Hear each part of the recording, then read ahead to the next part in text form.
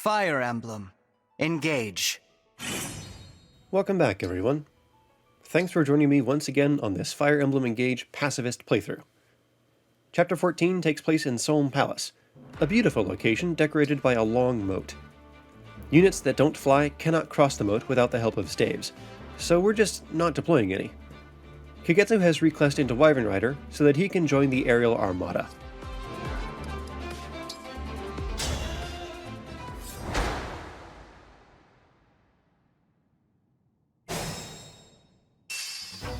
I hear you. There are 3 enemies on the other side of the moat that will charge toward us from turn 1. But they can't fly, so what if we just let them charge?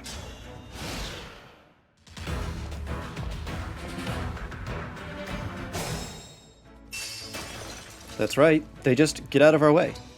No one else moves until turn 3, so this opening allows Ivy to obtain some nearly free experience. The Griffins would do the same if we had more Obstruct to spare.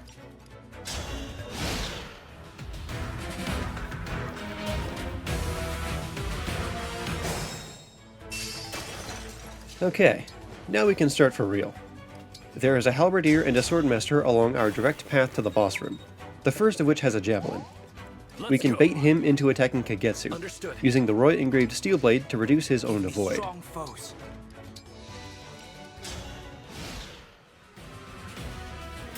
The halberdier is reliably lured into this position.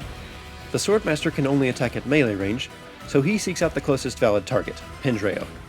Ivy's Obstruct forces him to the right. We don't want to attract any more enemy attention than necessary. The Wyvern on the right could be a problem, so Ivy convinces him to take a day off.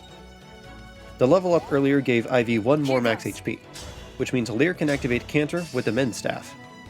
This is convenient because we're setting up a formation to take advantage of Bonded Shield.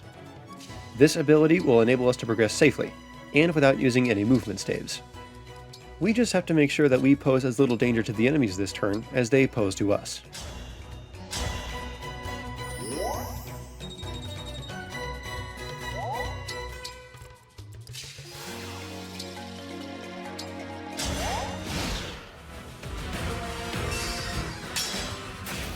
Diamant is the preferred target of multiple foes here.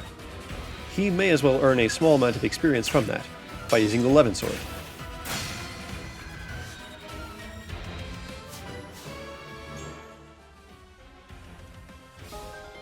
Clear the Way is a skill with a lot of potential in Chapter 16.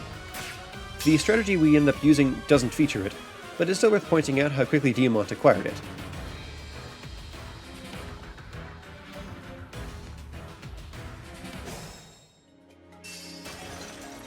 Turn 5 is where we begin to engage the bosses, which means I have an introduction to make. See that hero 3 spaces above Ivy? That is Lazy Larry. Lazy Larry is late in the enemy movement order, which means Zephia, among others, will move before he does.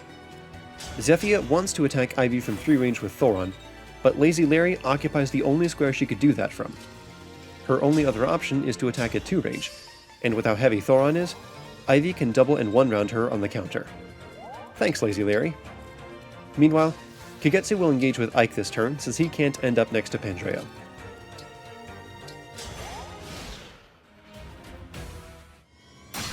Hortensia can target either Diamant or Ivy with Fracture, and if she breaks Ivy, we need to rewind and re-roll that choice. As far as I can tell, she prefers Diamant. The stolen rings. You'll return them, won't you?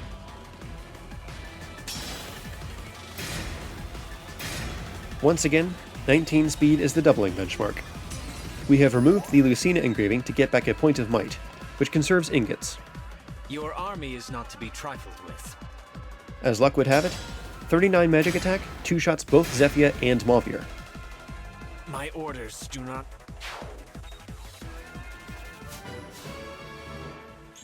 That point of magic will be important against Hortensia. Grasping Void, less so.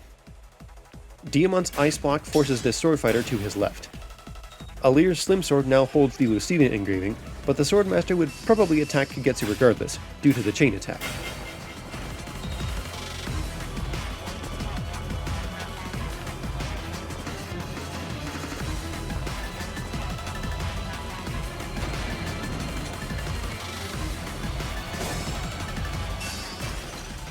Ivy wants to be able to double Hortensia next turn. She can't do that at her current speed, so it's important to get this kill on player phase to activate Speed Taker. That would have been too easy, I suppose. The rest of this turn owes a lot to ideas I picked up from Lolos and Tonia. I'm ready. We need most of our squad to be able to full move and attack Hortensia next turn, since Bonded Shield is about to go offline. The two enemies that could stop us from doing that are the High Priest up top and Lazy Larry. We'll use several chain attack baits to remove this risk.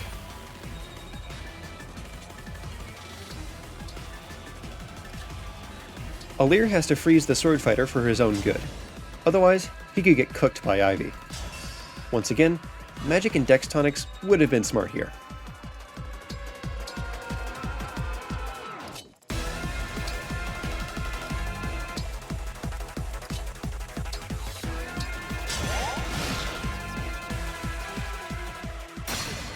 I don't know why Hortensia likes breaking Diamant so much, but I'm not complaining. Lazy Larry convinces the High Priest to attack Kagetsu. The same thing happens to the Javelin Halberdier.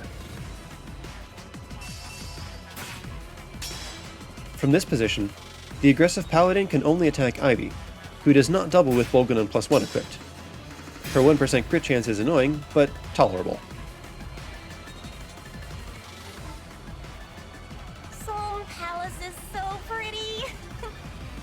You know, I have to agree with Marnie on that. The floor's slippery! Marnie can one-shot most of our flyers with the Hurricane Axe, but I believe she picks Ivy due to the chain attack from the Halberdier. Speaking of chain attacks, there goes Lazy Larry, trying to salvage his reputation. It's a bit late for that, buddy.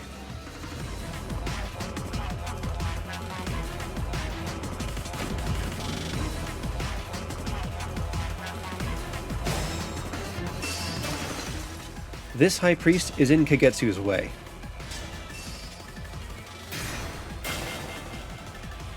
This High Priest is no longer in Kagetsu's way. Now it's time for some Diamant damage.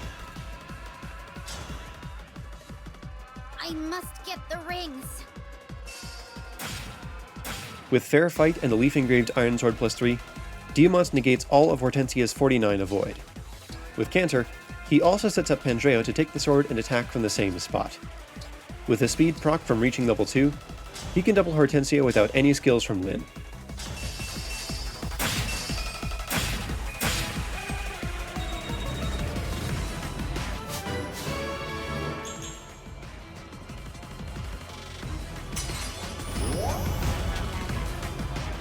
I will defeat you! The Rampaging Dark Emblems are almost never an issue in this playthrough. Hortensia's stats haven't changed, so after a speed +3 inherit and a tonic, Kagetsu carves right through HP bar number 2.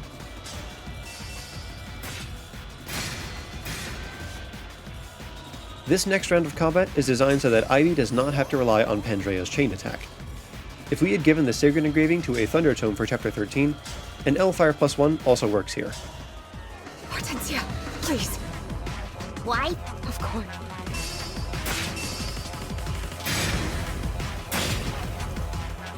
Why does nothing go my way?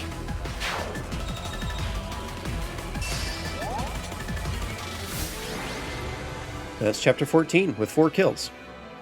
Join me next time for a versatile showcase of the new emblem we just obtained. Take care, everyone.